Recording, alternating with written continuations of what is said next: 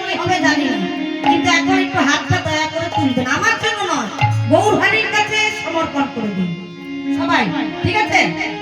রাধে রাধে বলে দুটি বাহু তুলে চলা যায়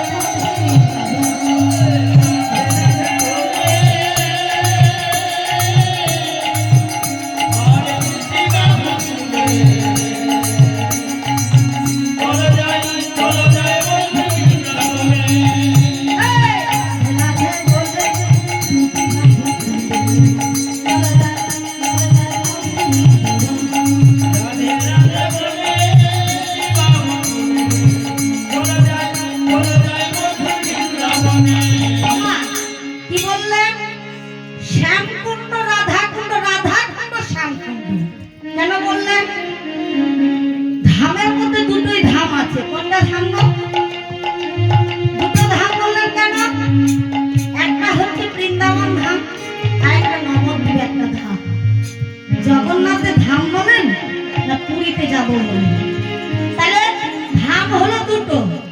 এবারে যদি কেউ যাবে বৃন্দাবনে, তাহলে আগে কার জয়ধ্বনি হয়?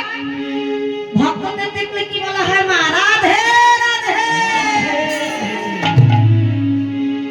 আর যদি অযোধ্যায় যাওয়া হয়, আগে সীতা তারপর রাম।